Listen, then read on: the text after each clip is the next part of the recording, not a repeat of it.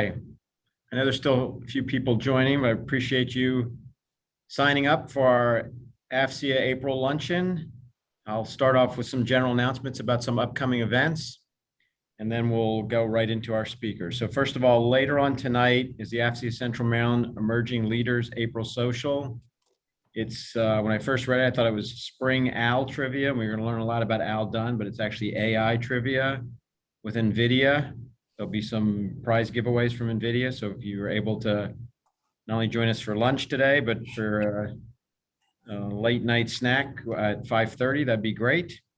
On April 29th at 11:30, there's a virtual lunch and learn panel discussion that's about best practices for creating value in your company and enhancing your exit result. That's being led by Bill Donahue. So again, that's Thursday at lunchtime, 11:30. We have one of our signature events coming up that we're supporting the government for NAPI. That is May 3rd and May 4th. Registration has been filled, but if you're interested in being put on a waiting list, reach out. And our signature event that showcases all the hard work and all the fundraising we've done and all the generous donations from our sponsors is on May 6th at 6:30 is our awards night. And there'll be a welcome from AFCEA International's General Shea, who's the president of AFCEA International. Our keynote speaker is Colonel Joy Robinson, the senior executive officer for the director of the Air National Guard. And you'll get to meet amazing students who are being awarded scholarships through all of your generosity. So that is May 6th at 6:30 to 8:30. And I strongly encourage you to come and hear about the results of all of our efforts this past year and the culmination in this awards night celebration. So with that, I will introduce our speaker, Stu Shea, who's the chairman, president, and executive officer of Peraton. I knew Stu when he was at SAIC, and SAIC was going through a transformation. And I remember sitting at a Maryland basketball game, my alma mater, and I got a text from Dan Morrison, and it said Lido's. And I thought, okay, Dan wants to meet me after the game at Lido's for pizza. And I said, is that what you want to do? He goes, no, that's the name of the company when we split. And I thought, well, I know Stu likes pizza. He's a New York guy. Why would he pick a Maryland pizza place? But I since learned it's Lido's, the middle of Kaleidoscope, and Stu helped orchestrate that. And now as CEO of Peraton, he's leading the company's strategic direction since its founding. His vision and guidance has driven Peraton's performance and culture as a next generation national security company. In the 3.5 years since Peraton began, it's done 4 acquisitions, including the recent Northrop Grumman mission IT and Perspecta deals, and has created a $7 billion top-tier government service provider focused on missions of consequence. As I mentioned, he was former president and COO of Leidos and was the principal architect in the creation of SAIC and Leidos. Stu was the chairman of the director of the National Intelligence Senior Advisory Group for 4 DNIs, and in 2016, he was presented the Intelligence Community SEAL Medallion by Director of National Intelligence, James Clapper. He has his Master's of Arts from the University of Kansas, a Bachelor of Science from SUNY in Albany, and executive education at some of the top schools, University of Virginia, Harvard, Wharton, and George Washington. And I'm really thrilled that he agreed to join us and present. I've heard Stu talk, and his talks are always very enlightening. And what's even better is his candid way he addresses questions. So I encourage questions in the chats. And with that, I will turn it over to Stu. And thank you, Stu. Thanks, Gary. And I hope everybody can see and hear me. First of all, I always swore I would never name another company after naming Leidos, or what was called Lido's Pizza. But I did it again with Peraton, and it's been an exciting journey for the last couple of years. One of the things that a couple of things I want to share with you today is a little bit about what's happening in the federal government contracting landscape, kind of post-COVID, what's happening with the new administration, and then finish up with a discussion on M&A. I think that the contracting landscape is forever changed as a result of COVID-19 pandemic. First and foremost, I think it really has accelerated a movement where what we call the entire concept of national security has been rewritten. You know, traditional areas like defense and homeland security and intelligence are now really closely aligned with health and financial security. The second thing that I think is really interesting and exciting, certainly for Central Maryland, is the continuation and the realization of what both the Obama and Trump administration's concerns about cyber threats that face us from nation state actors like China and Russia, Iran, and North Korea. And I think that the Biden administration clearly understands that, and they've demonstrated it through their nominations to the cabinet level positions and others. To me, the three most exciting nominations from my vantage point were Ann Neuberger as a Deputy National Security Advisor for Cyber and Emerging Technologies at the NSC, Jen Easterly, who had a critical role in this stand-up of U.S. Cyber Command to lead the Cybersecurity and Infrastructure Security Agency, or CISA, within DHS, and the recent announcement of Chris Inglis, who is a close friend, as the first National Cyber Director. And I think that us as a nation moving to what Chris has coined as a defend forward paradigm is long overdue, certainly in the cyber community. I think industry has also learned a really hard lesson about staying close to our customers during the pandemic. Now, that may seem like a given and something that we should all do as a matter of course, but the reality is that we would not have survived as an industry if it wasn't for the close coordination that we had with our customers to keep the mission going, even in the midst of a pandemic.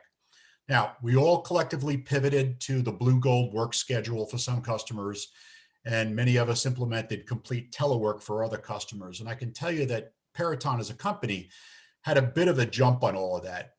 Back end of January of last year, when everyone was first hearing about or worrying about what COVID-19 was, we knew it all too well. We actually had the team working for the intelligence community that was conducting the scientific analysis that was appearing every day in the President's Daily Brief.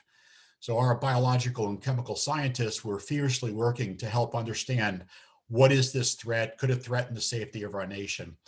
And I began to pull our people back that were deployed around the world, including some in Wuhan, China. And we rapidly transitioned to a teleworking environment. Now, as a company at the time, we had 3,500 people. Of those 3,500, only 25 were telecommuters. We went to 1,800 telecommuters overnight. And despite that change, at the same time, we were really well positioned in business. Like a lot of other companies, we took advantage of the opportunity that was presented to us because of the pandemic. We deployed a COVID lab result for the CDC, which to this point has now handled 566 million lab results. All the COVID testing across the United States gets managed through our contracts.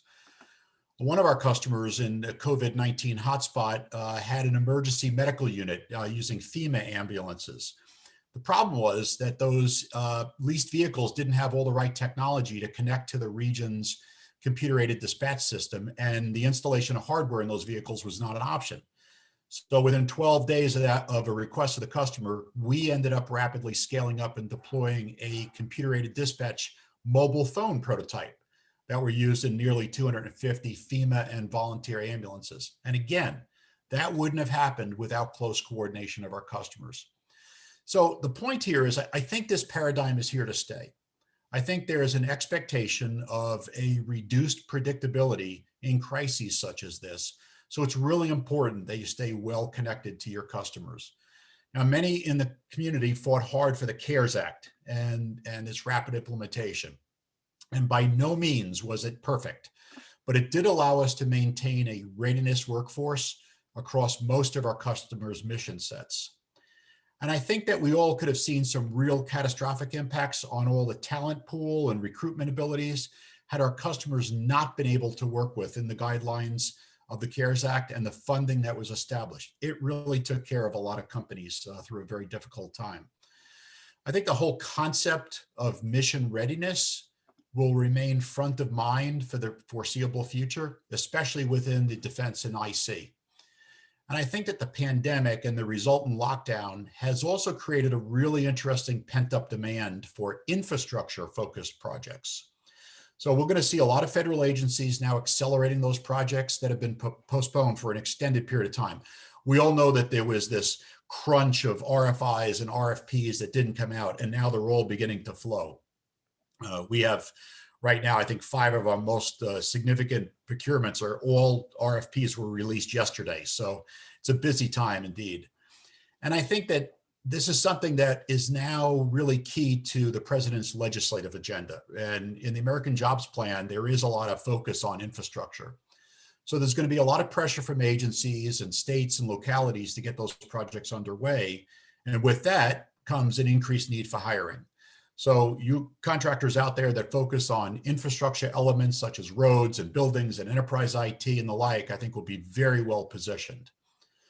But I also know that each of us are spending a lot of time monitoring the budget priorities of this administration. What's going to happen? You know, the Budget Control Act that's driven the spending caps since FY11 are expiring, which means that the Biden administration's first budget is not subject to discretionary spending limits. Last week, the administration released its skinny budget request, and the big news, which I think was expected by all, is that they're asking Congress for a 16% increase for discretionary non-defense spending, while keeping defense spending essentially flat. I think it's 1.4, 1.7%. And under the BCA restrictions, many core public services, benefits, and protections, such as our public health infrastructure, have suffered because of what I would call underinvestment. And we all saw firsthand the impacts of how that played out during the pandemic, in terms of getting the vaccine out and all the infrastructure needs to support that. Now, there obviously will need to be a balance between the deficit situation and the desires by the administration and some in Congress to continue the COVID-19 relief. But I think it's pretty clear that we'll not see a significant reduction or major cuts to any defense and intelligence budgets in the near term, especially given the administration's request and early feedback. Now, there's a lot of dialogue right now about reducing some of the larger programs to pay for some of the new emerging programs. But we also have to continue down a path of economic recovery. We have a budget crisis. We have a lot of problems. So there are going to be cuts, and there's going to be a shift in the focus. So when you look broadly at both the budget and the policy decisions in the coming year, I actually think that you're going to see an increased focus on defense and intelligence programs that are designed to counter what we're seeing coming out of China and Russia to a lesser degree. And I think you're going to see significant long-term investments in the areas of RDT&E and certain areas of procurement. So going forward, the US needs to be prepared for both the traditional conflict as well as the conflicts below the threshold of conventional warfare. And what I mean by that is, you know, China and Russia, Iran, and others have sought, and in many cases, they've been successful to exert their influence on their adversaries through cyber and non-kinetic attacks. So I think you're going to see more investments in platforms and technologies that are designed to maintain our military and decision advantage, no matter what the threat. One of the areas that I'm particularly excited about is the increased focus and customer maturity around the concept of a joint all-domain command and control, or JADC2. Whatever you call JADC2, it will happen. And that concept really serves as an integration point for the service's advanced defense and intelligence capabilities. As I mentioned earlier, there is a need to create a strategic decision advantage for our warfighters. That's paramount. And I think that concept, when it's fully executed, will establish a unified command and control across all domains when faced with a near-peer military engagement. Now, it's clear that we're also in the midst of a technological revolution that's reshaping our lives. Everybody hears it every day, right? 5G, AI, ML, ubiquitous surveillance technologies. How do we have approaches to counter supply chain vulnerabilities? The SolarWinds attack was a big thing. It causes you to take a step back and say, what in my supply chain could be vulnerable? And since some of our adversaries have a long view of those things, something might have been put into a system 10 years ago and can affect you now. And I think you're going to see a lot of that dominate the budget focus over the fight up. I think you're also going to see an increased focus on modernization efforts within civilian agencies. So the services and across all national security processes and institutions, right? As this nexus happens between financial security and border security and health security and economic security and cybersecurity, I think you're going to see an interesting set of connections between the defense, intelligence, and civilian parts of the US government. Now, as we continue to observe work from home, as we're all working from home, as I am, arrangements, I think telework and telehealth related IT, the use of virtual private networks and teleconferencing technologies, they're not going away anytime soon. And in addition to the ongoing public safety needs, it's even more important than ever that we continue to drive innovation to address the needs for community and business recovery, growth, and investments. We need to get back into the workplace, whatever that workplace may be.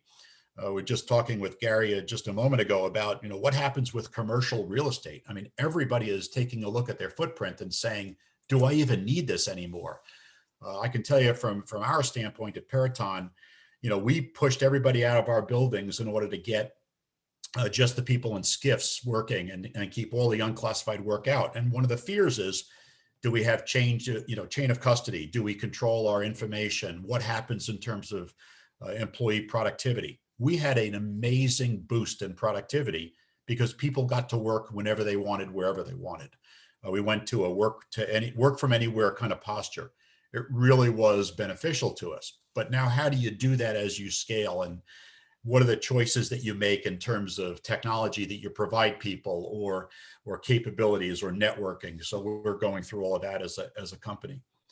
And I think that increased focus on technology, I also think we're going to have a big focus on re-examining R&D and looking across the entirety of government. The AI, ML, 5G area is one particular area I'm pretty excited about, but I also think it fundamentally changes intelligence. The use of 5G and atomized intelligence, where you're picking up billions of pieces of information every second around the world and trying to assimilate them, is a lot different from taking one GeoInt image or one SIGINT collection, right? That's an entirely different world. And I think it's going to fundamentally change, certainly the IC. Now, I think it's really integral that companies stay ahead of the curve. So we have to really underpin that development of the next generation capabilities that have cross-cutting applicability.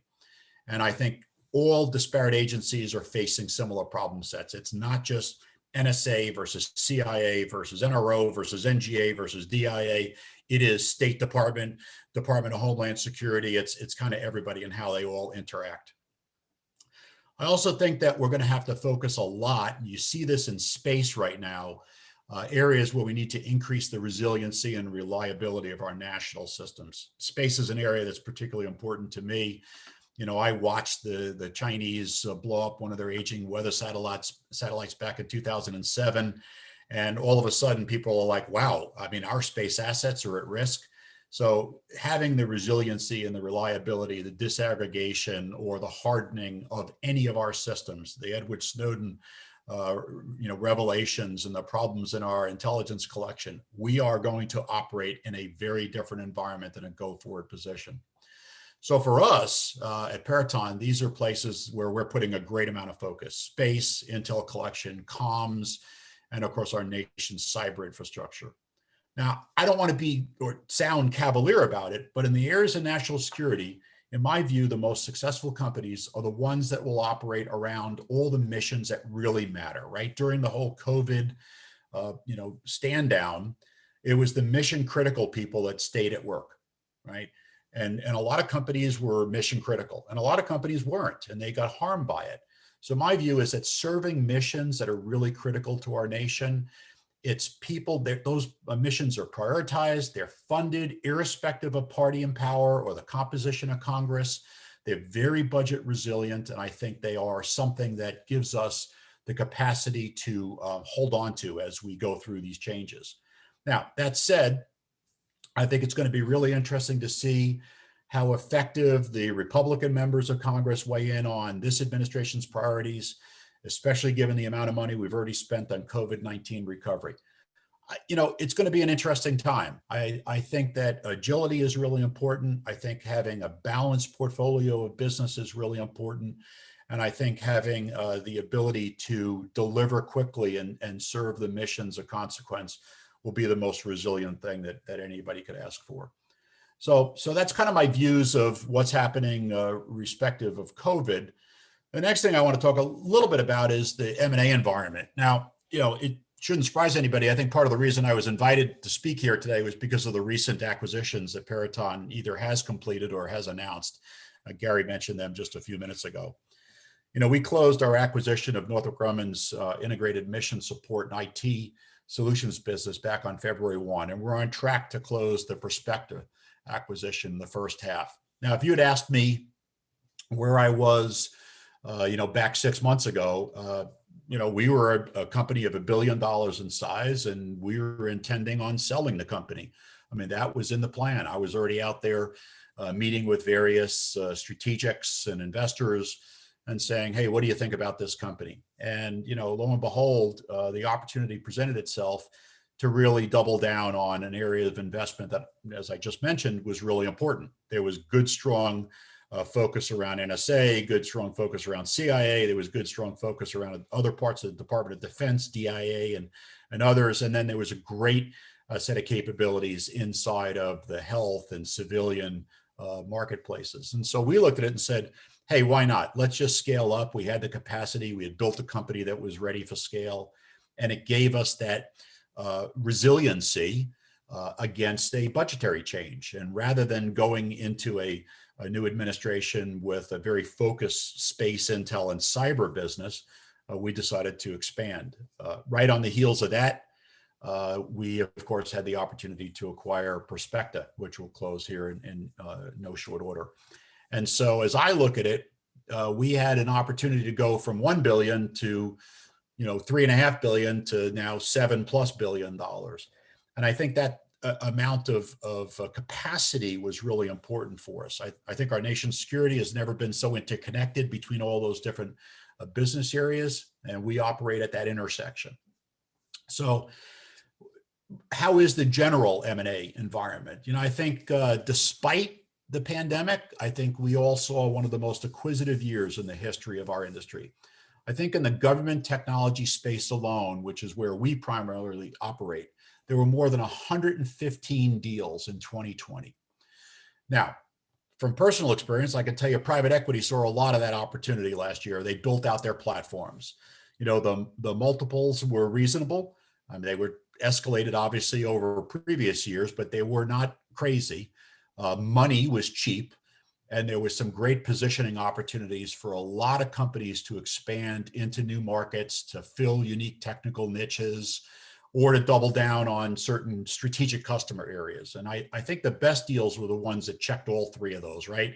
Expand, fill a unique niche, and double down in certain areas. So most of the larger acquisitions, I think, were really done in order to create scale.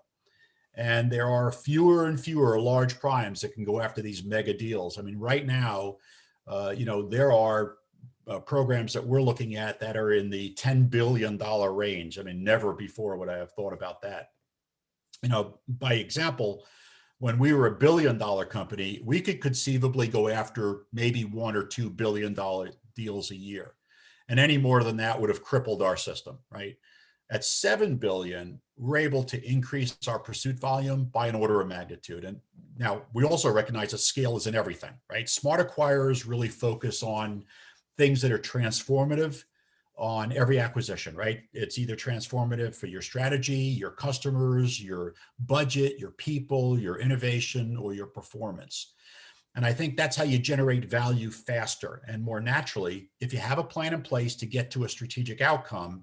And those outcomes, you've already established where you want to be. And I think realistically, that's how you get the 1 + 1 = 5, right? I don't actually think in terms of 1 + 1 = 3 that a lot of people do. It has to be 5. So for example, as we considered buying Northrop Grumman, the IT business, we knew that would be a tremendous opportunity to get these marquee set of assets and the programs around NSA in particular, but also gave us that resiliency against the marketplace changes. And so we got more resources. We could deal with the ever-growing, more complex and challenging problems that our customers face. But I also think that the value and culture of that team played a critical part of the deal. As we go to integrate, whether it's a Northrop business or look for the successful integration of Prospector, we're spending a massive amount of time focusing on what I call consistent and impactful employee engagement. We are proactively providing information on the status of the integration, change management, growth opportunities, employee and program successes, wellness, because we want everybody to feel part of the team. We actually sent out, when we did the Northrop Grumman deal, we sent out, lanyards and coffee cups and things like that. We not only sent it out to the Northrop Grumman people, we resent it back to all of the Peraton people, because we want to establish that pride of place and create the buy-in to this commitment that we have as a company to what we call do the can't be done. And I don't think I can emphasize enough about the importance of employees when it relates to helping you achieve mission success, right? Every step along the way, we have to make sure that our teams have the tools that they need to get their jobs done and efficiently support the missions of consequence that they all support. But even with our new makeup, we still see ourselves as an agile and nimble company. And I think that's the core of who we are. So simply put, for us, that 1 + 1 = 5 can be achieved by really focusing on the employees. Now, when you look at acquiring smaller businesses, I have a lot of thoughts on that. It's an incredible focus for acquirers for a number of reasons. A lot of bigger companies want to get that innovation, or they want to have the delivery right at the kind of pointy tip of the spear, or where the rubber meets the road, whatever the analogy you want to use. They also want to have the agility.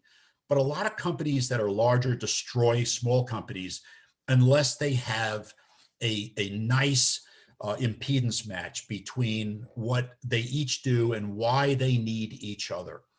And I think, often small businesses bring invaluable customer insight and intimacy. We purchased a company back in 2019 called Solars. They had a really long history. They had a great strategic direction. They really focused around one particular thing. And we had a set of bona fides in other aspects of what they did in the space market. But we were really faced with this situation. Do we buy it or build it? And so we ultimately decided to buy it, and we acquired Solars. And what we've seen is a tremendous integration of that team with ours. We made it very clear that we wanted their leadership. So we integrated fully their leadership into our company. And I think every time you do that, we did it with Northrop, we'll do it again with Prospecta, we have a complete integration, because the culture and the values and the mission focus of the company, of the combined entity, is really a blended family. You can't just take a small business and jam it into a larger one and assume it's going to, retain the whole reason that you purchased it. We want that integration. So we have very systematically brought it. So for a small company, what you have to bring is that confidence that you have a capability, you have a set of leaders, you have something that is differentiated.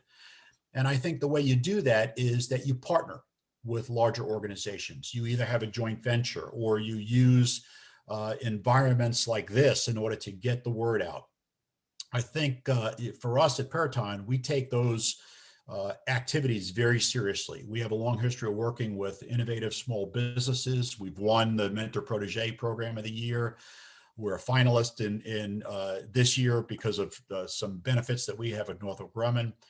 But I also think it's really important that small companies position yourself in the right way. So a couple of thoughts. One, network, so we get to know you, right? Your company, your people, your customers, and your technology. I think this AFCEA event is a perfect example of that.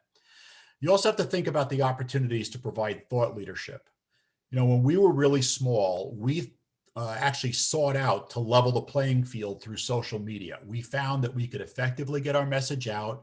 We did a bunch of the videos. We had papers out there. Despite the fact that we were the $1 billion company, I used to say that we were the $1 billion company with $100 million agility and a $10 billion attitude. And we wanted to take the small investments to create thought leadership through focused social media. So my suggestion is focus your company, be very specific in your marketing, Figure out what you're selling. Do not try to be everything to all people. Big companies will look at it and say, nah, I can't. I want to buy something that's very, very special.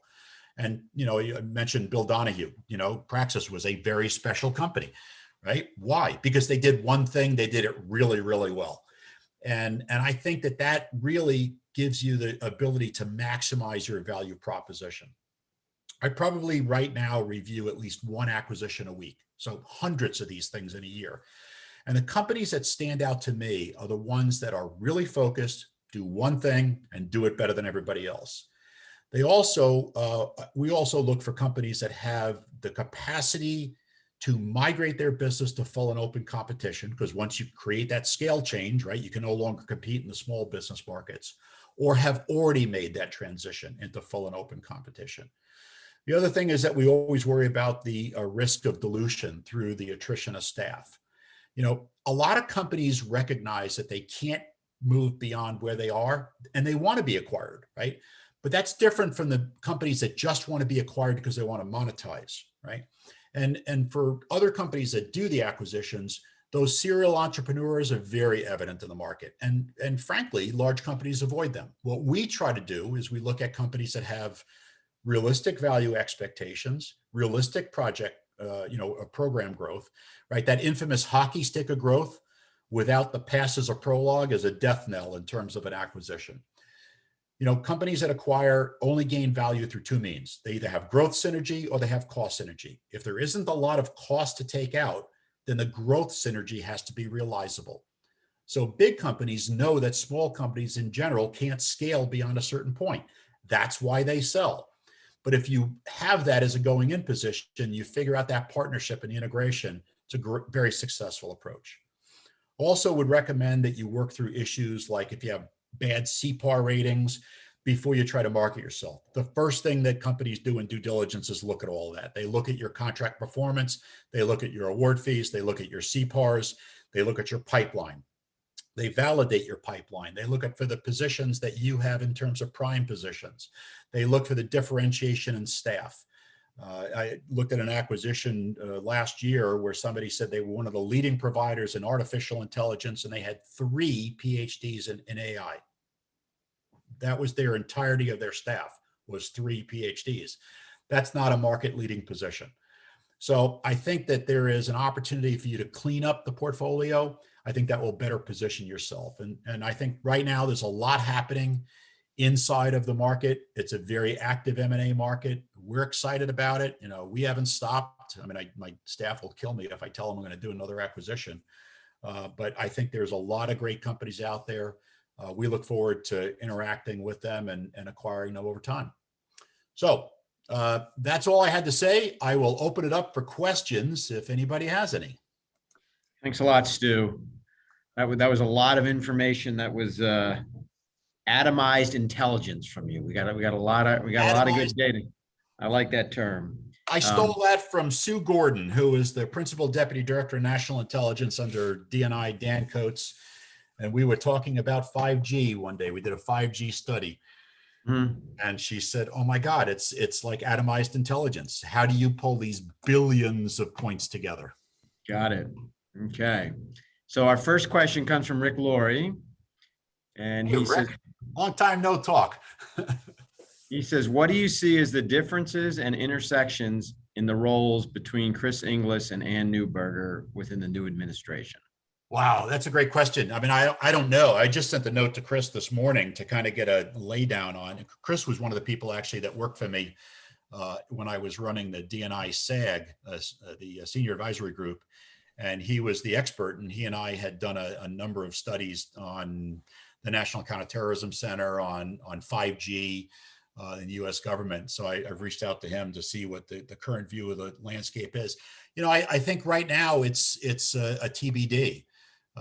As part of the NSC, what Ann Neuberger is doing, I think it's a really critical role. It has to do with more than just cyber, right? It's all emerging technologies. With Chris, I think it's really to spearhead a lot of this focus on what do we do as a nation, right? It's no longer just a responsibility of NSA or U.S. Cyber Command, or It is U.S. Cyber Command, it's NSA, it's CISA, it's the Navy 10th Fleet, it's the 91st in Air Force. I mean, it's everybody has to do an all-in battle. And I think Chris is the guy that will help orchestrate much of that. So I look forward to hearing about it. And Rick, if I find something out, I'll let you know. Okay, thanks. Reminder, if you have additional questions, go into the Q&A feature. Oh, here we go. We got another one.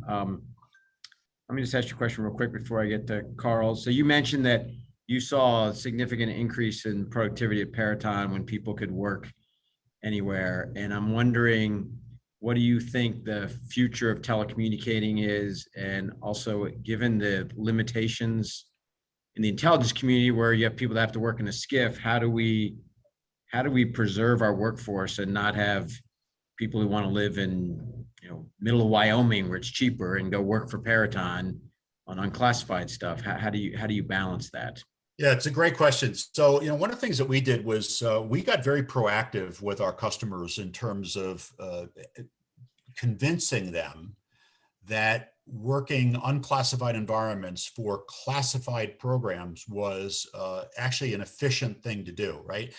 Software development is a good example. There's a lot of software that is created through open source. There's a lot of technology development. Until we put what I call the special sauce on it, it can all be done unclassified. And you can use interns, you could use young college grads, right? It's not just the 35-year experienced, cleared engineer sitting in a skiff someplace in a darkened room. And so we convinced people that that was a way to do it. It took a lot of proof points over a long period of time. Luckily, we did that long before COVID happened. And so we're able to do a great deal of our development in the open. And so migrating that was important. The second thing that we did was, I immediately went to agency directors, and I remember having a conversation with Chris Calise, the director of the National Reconnaissance Office. And I said, listen, one of the things you can help me out is I need to have the flexibility.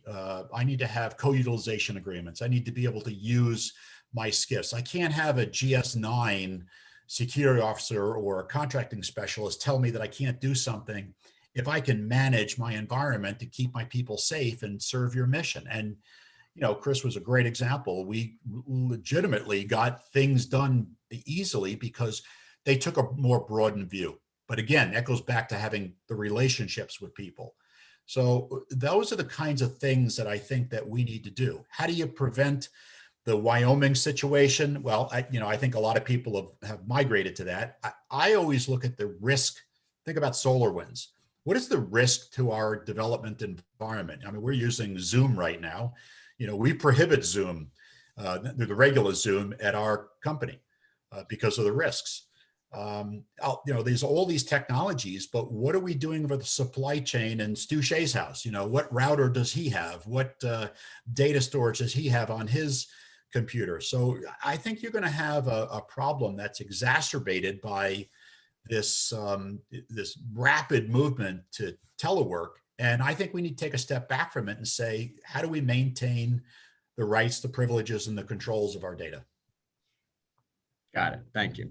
Okay, we have a couple questions queued up. So what is the most exciting part of being a CEO, other than getting to name the company?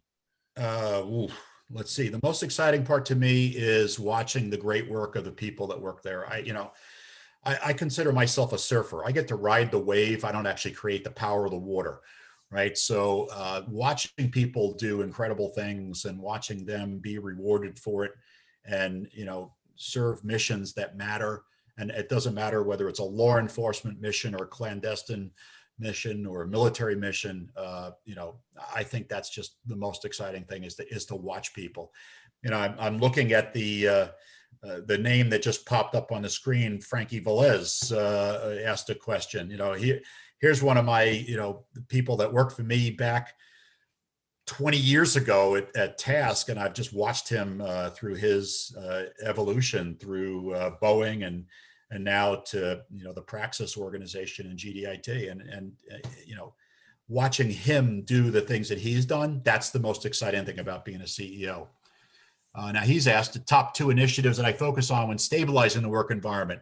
I'm a big believer in transparency, right? You have got to be transparent to your people, and especially the new people. There has to be an element to trust.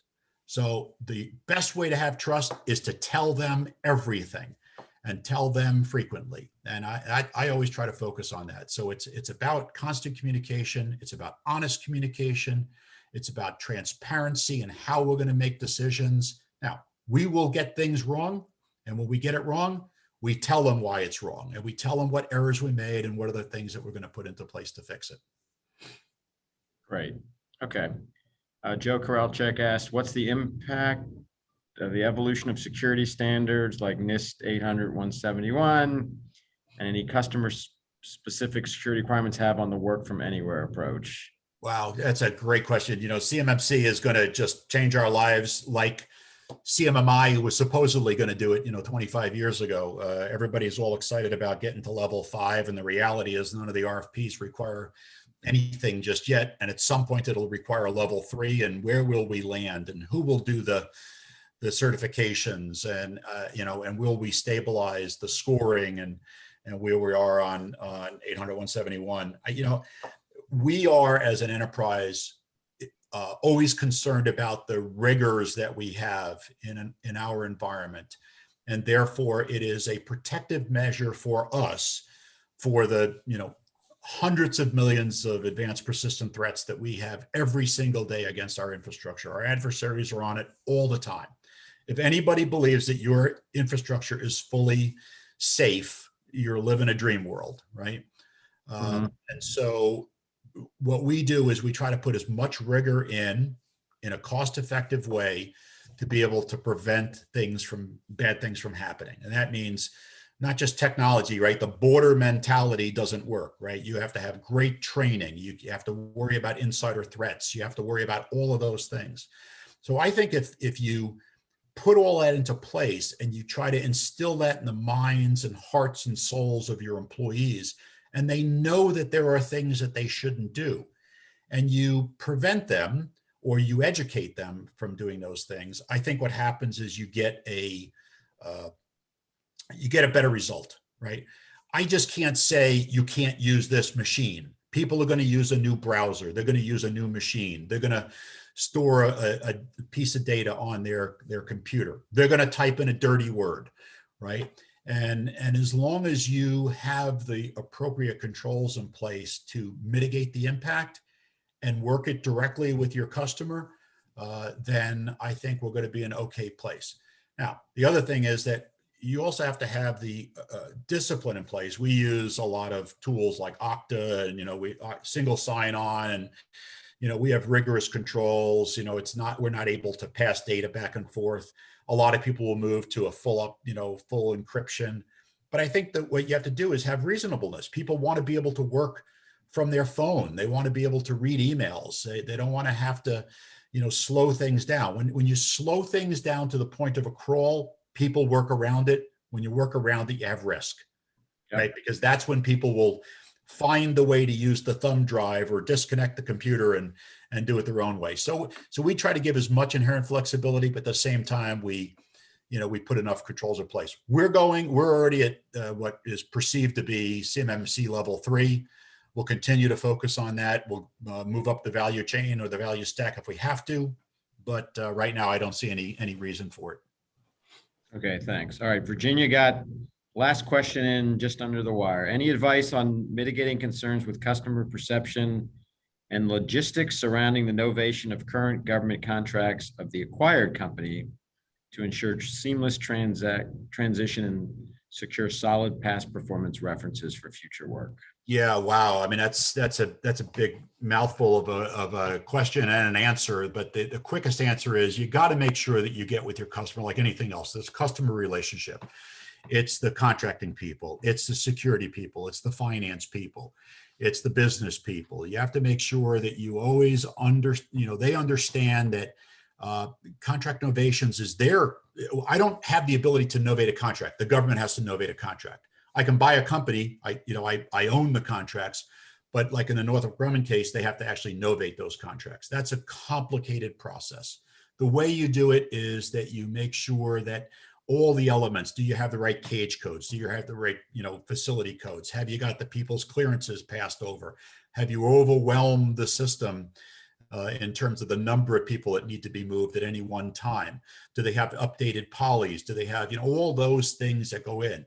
And then for the contract itself, are there any entanglements with the previous company that you have to get rid of, right? Do you depend on something through a transition services agreement that you're buying that goes away at some point, right? So you have to worry about all the puts and takes on the contract before you ever go and ask anybody to novate it. And so it's an incredibly complex process. There's supposed to be one, like DCMA will do the contract novation, except certain agencies want to do their own, right? So NSA wants to do their own contract novations. CIA wants to do their own contract novations, even though DCMA could step in and do the whole thing. And so each customer has a different set of rules. You have to be mindful of those rules. And then you just have to respect that it's going to take a long time. And, that's what happens in big acquisitions. Got it. All right. Well, thanks so much, Stu. I really, really appreciate it. It's great getting insights from you, and really, really appreciate your time. And we're going to turn it over now to Kirsten Miller-Jones to introduce our small business speaker. And I'll also remind everybody on the phone that after this is over, you can stay for networking, where you get a chance to talk in a smaller group about what you've heard from Stu and what you're about to hear from our small business speaker. Great. Thank you, Gary. I appreciate it. So Kirsten Miller-Jones, VP of Small Business. Before we get started in introducing our small business speaker, just as another reminder, on April 29th at 11:30, we will be hosting a virtual lunch and learn, and it will be a panel. Looking forward to it. Bill Donahue will be our moderator, and I think it will go. Based off of Stu's conversation today, it'll be a nice panel. So we have that going on. If any small business sponsor is interested in any upcoming luncheons to speak, please let myself or anyone on the small business committee know that. So now I want to introduce Erica Dobbs. She is president and CEO of Dobbs Defense Solutions. So Erica, if you're there, I'll hand it off to you. Thank you so much for being a sponsor. Thank you. And I'm going to mute myself now because my dog decided to start barking now. Thank you very kindly. First of all, I just want to thank the AFCEA Central Maryland for this opportunity this afternoon to just speak to the audience at large, and more importantly, for just being a small business in the spotlight. Next slide, please. So just do this slide as a snapshot while I speak with you just for a brief moment. So I want to just say that the team asked me if I could just speak on why I decided to become a small business owner. And so I will tell you that after serving in the military for 36.5 years, I toyed with the idea of basically just simply retiring and not doing anything, but just enjoying myself after serving for such a long time. And then after speaking with some colleagues, they were like, hey, Erica, I think maybe you should just rethink this. And so in my quest of rethinking this, I prepared my resume and I shopped it around a little bit, and I decided maybe I'll just go work for another company. And so in my quest of doing that, I decided that maybe this was not a good fit for me to go work for someone else, which is why I said, let me think about doing this entrepreneur thing of just maybe perhaps starting my own business. And so as I pondered that, I thought about what's the driving force behind me understanding this? And I will tell you that it was the thought of about two kinds of people. And generally, when you think about people today, we have those that impact life and those that are impacted by life. And so when I think about the ones that are impacted by life, they're the first group of people that I mentioned, with my quest to go get a job, work for someone else, or just work for a salary, and just simply just enjoy myself in my retirement state. But the more I thought about it as a small business owner, I could be impactful and make a difference. Not only would I be able to make a difference, I would be able to continue to share my expertise that I have learned over the 36.5 years in the military. And so that was the starting point for me with starting the business and going into this thing now called Dobbs Defense Solutions, what I actually have established. So one thing that has been afforded to me as a small business, and it's been very satisfying, is being able to offer work for other veterans and also to women, but more importantly, to be able to mentor other small businesses and also within the community as a large. And what I mean by that is I prepare kids in the urban community to be in the IT field by just supporting them through mentorship on certain days of the week and things of that nature. But also, I would like to talk about small business as a whole and the decision for my deciding to do a business in cybersecurity. Because as Stu said earlier, when you're a small business, you have to understand what your niche is. And for me, I decided that I had been in the IT field for over 36 and a half years. And so because of my experience in enterprise IT and cybersecurity, I knew that I would be able to make a decision and be impactful in this career field. And so that was my niche. And that was the reasoning behind me selecting that side in that particular area.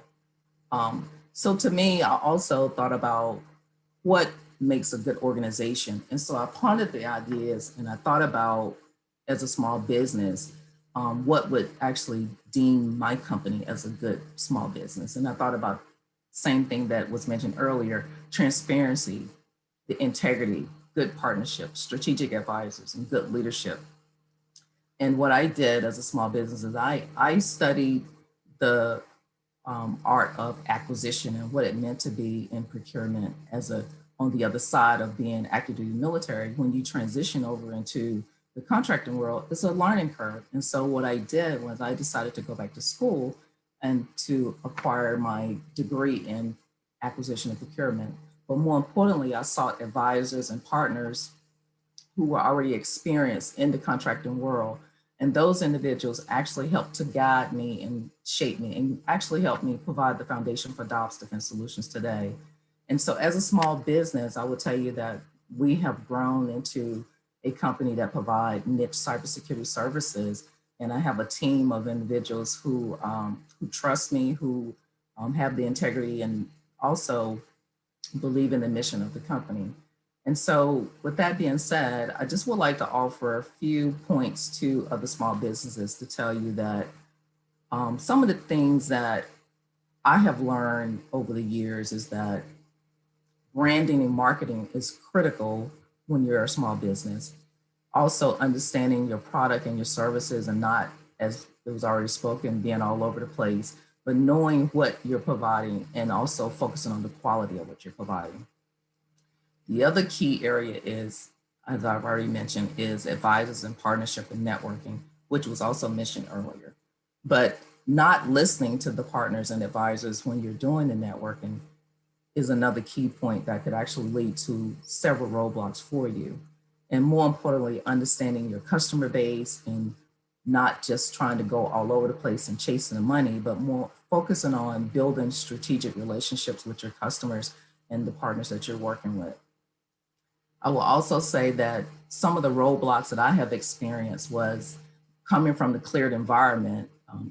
You want to have a facility clearance. Well, how do you obtain that? And it's dealing with being a partner with a large company or another company who is willing to take a risk with you to actually provide you that level of work to obtain it. And so I'm grateful that I had a partner that trusted that within me to do the same. And so the other area is dealing with financials. And most people think about, oh, I can get finances to do this or that. But when you really think about the financials, it's really to focus on how am I going to pay my team, or how am I going to make payroll after I've won this contract? Because the reality is, as a small business, you can win a lot of business, but can you meet the requirement and sustain your business while you're waiting for the financials to come in? Because you're going to have to pay the payroll for at least about 5 pay cycles before your money come in. And that's just dependent on the type of partners that you have. And then the other roadblock when you're starting out as an entrepreneur is vehicles, not having the right vehicles, not having the right certifications. And I think it's critical as a business owner to really focus on establishing that for yourself. And that's what we have in fact done. And so Dobbs now is a certified SDVOSB company, woman-owned small business, and we also have our 8A certification. And then we're also on the GSA schedule. So with that being said, I think it's important that you have the personal drive to get there. And so today, I just want to offer that up to you. And more importantly, to say that, you know, if you desire to do business with us, we are located in Maryland, but we also have work in Alabama, Florida, Georgia. And so we have different clients that are a part of the DoD, and more importantly, you know, just happy to serve and be a part of the community. Thank you.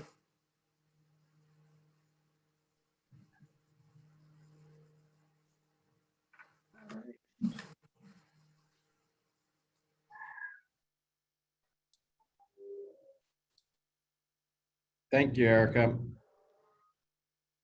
Devin, are you going to transition us to the networking? Yes. Looks like Carol has already jumped over just to begin networking and set that up. So if you back out of this Zoom session, you should be able to join us for the networking session. Hopefully some of our speakers will be over there, and you might be able to ask some questions face to face and just connect with others in the community. So to do that, just close out, leave this meeting and go back to the main registration page. There should have been 2 links there. You'll be able to access the networking Zoom link there. Thank you all for coming out today. Great discussion from Stu and our small business speaker at Dobbs. It's been great. Gary, are you going to be able to make it to networking? I am hopefully going to be able to overcome any technical challenges and join right now. That's great. We'll see you over there. All right, see ya.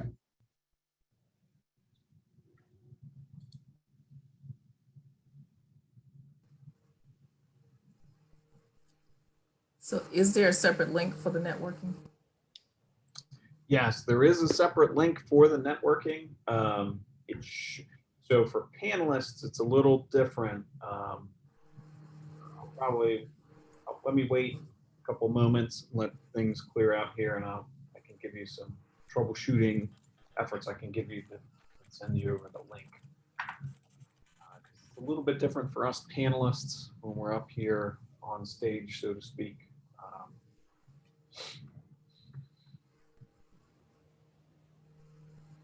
Just give a few moments for folks to kind of transition back over that direction.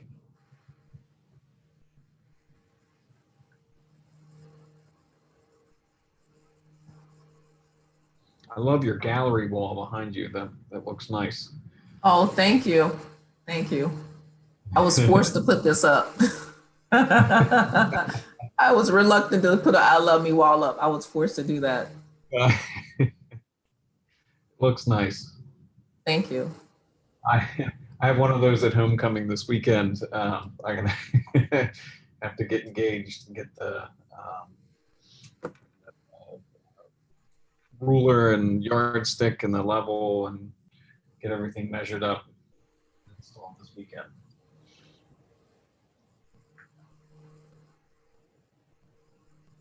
Still a fair number of people on this line. We have people in our group now. I have 2 people chatting with me. I don't know if it's another networking group or we have 18 people online. Yeah, we need to go to the other session, which Devin, all I have, anyway, for the people that are still online here, the only thing you can do here is chat, which I guess we could keep that up, but you really want to go to the event page where you registered, and then you can get into the other Zoom that allows you to actually see people and chat with them.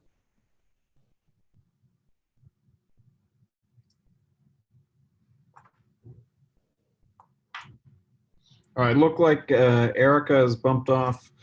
Gary, I think I'm going to go ahead and close this one out, and All right. we'll see networking.